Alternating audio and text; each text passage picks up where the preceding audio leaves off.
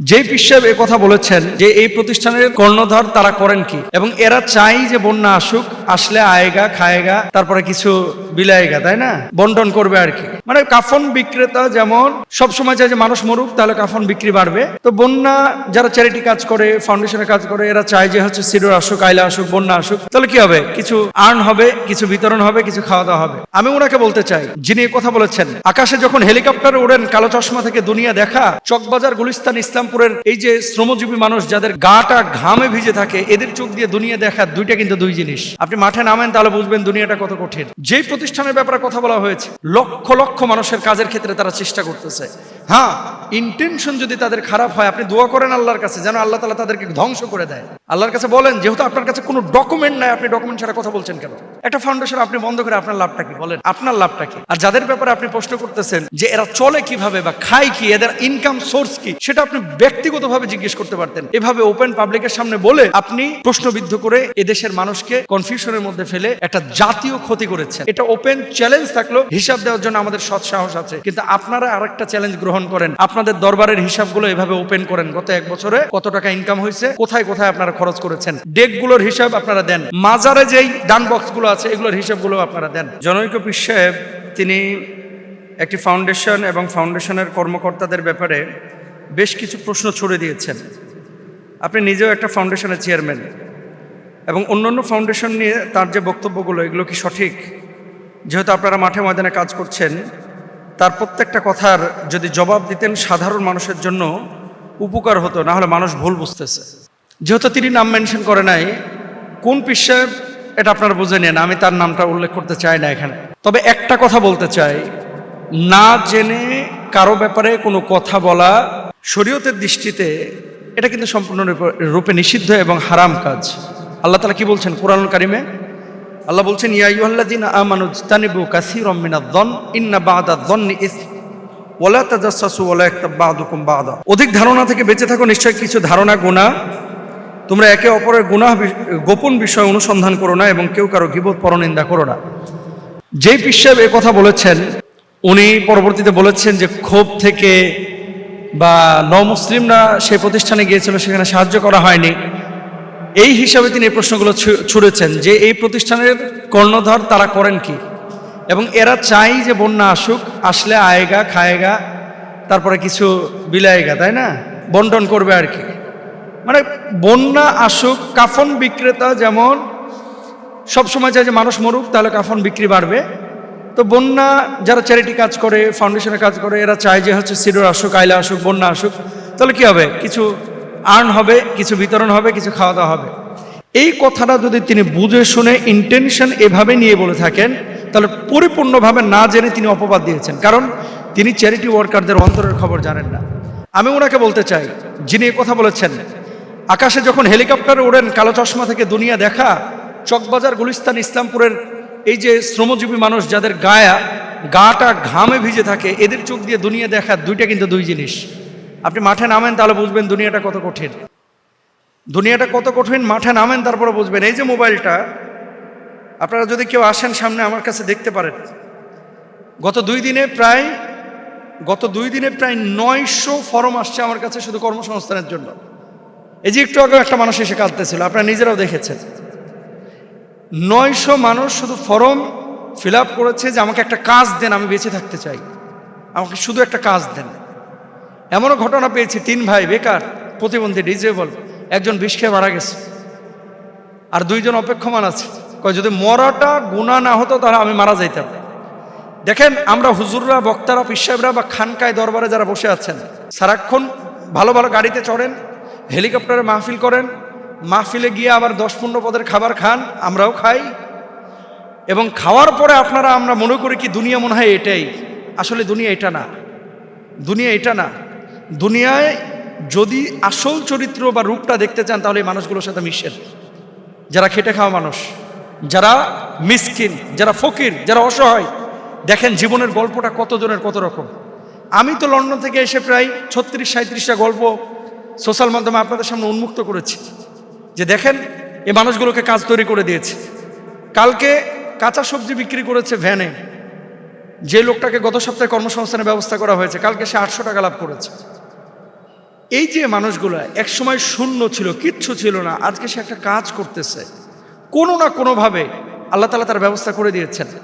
এই কাজগুলোকে আপনারা কেন অ্যাপ্রিসিয়েট করেন না? এদেশের মানুষ কেন পেছন থেকে খামচে ধরে, কেন টেনে ধরে? আমি হুজুরকে বলবো যে দেখেন, আপনাকে আমরা সম্মান করি, শ্রদ্ধা করি, ভালোবাসি, কিন্তু আপনি যখন সত্তাগতভাবে কাউকে হিংসা করবেন, আপনি যখন কারো কাজ নিয়ে যখন প্রশ্ন তুলবেন, আপনি বলেছেন যে এদের হিসাব নেওয়া উচিত, যে এরা এত টাকা মানে কি করে, অডিট করা উচিত। আপনার হয়তো বা জানা নাই, আমরা যখন ফাউন্ডেশনের পারমিশনগুলো নিয়েছি, মেমোরেন্ডামে কমিটি করে সরকারের সমস্ত শর্ত শারায়েতগুলো পূরণ করার পরে, গভর্নমেন্টে আবেদন করার পরে, তদন্তের পরে কিন্তু ফাউন্ডেশনের অনুমোদন হয়। আপনার হয়তো বা জানা নাই যে ফাউন্ডেশনের প্রত্যেকটা পয়সার অডিট হয় এবং সরকার থেকে এগুলো তদন্ত করে, কিন্তু দরবারের অডিট কিন্তু হয় না। আমরা সরকারের কাছে বলবো, প্রত্যেকটা খানকার এবং দরবারের টাকাগুলো কোথায় যায় এগুলো ফাউন্ডেশনের মতো অডিট করেন। এগুলো দরকার আছে। কেন বারবার শুধু দেখবেন এই দেশে যারাই মানুষের জন্য কাজ করে এরাই পরবর্তীতে হামলা মামলার সবচেয়ে বেশি মুখোমুখি হয়। আর তারা ইন্টেনসিভ কেয়ার ইউনিটের মধ্যে থাকে। তারা কারা?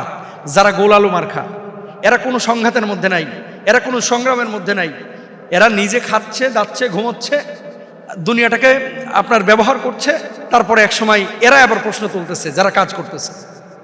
যেই প্রতিষ্ঠানের ব্যাপারে কথা বলা হয়েছে, লক্ষ লক্ষ মানুষের কাজের ক্ষেত্রে তারা চেষ্টা করতেছে।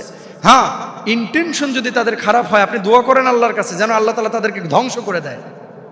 আল্লাহর কাছে বলেন, যেহেতু আপনার কাছে কোনো ডকুমেন্ট নাই, আপনি ডকুমেন্ট ছাড়া কথা বলছেন কেন? যদি ডকুমেন্ট থাকতো আপনি কথা বলেন। এই কথাগুলো দুঃখ নিয়ে বলতেছি। আর আমি নিজে মুস্তাফিজ রহমানী, লন্ডন যাওয়ার আগে আমার গাড়ি ছিল, এখন আমার গাড়ি নাই, আমি রিক্সায় চলতেছি। আগে নিজেকে নিয়ে ভাবতাম, এখন আমি ভাবি হচ্ছে মানুষকে নিয়ে। আগে 2টা পয়সা হাতে আসলে চিন্তা করতাম যে কোথায় জমি কিনবো, কোথায় ফ্ল্যাট করব। আর এখন 2টা পয়সা হাতে আসলে আমি চিন্তা করি যে 2জন মানুষের কিভাবে আমি কর্মসংস্থান তৈরি করতে পারি। মরার ভয় আপনার আছে, আমার নাই। যদি ভোগ বিলাসিতা আর দুনিয়া কামানোর উদ্দেশ্য থাকতো তাহলে লন্ডন আমি ছাড়তাম না, বাচ্চাগুলোকে ইংল্যান্ড থেকে নিয়ে এসে বাংলাদেশের মাদ্রাসায় ভর্তি করতাম না। আপনি কারে হাদিস শোনাইতেছেন? শোনেন, জ্ঞান অর্জন, জ্ঞানী হওয়া, বুখারীর দর্স দেওয়া, হাদিস কোরআন পড়ানো আর মাঠে কাজ করা দুই জিনিস।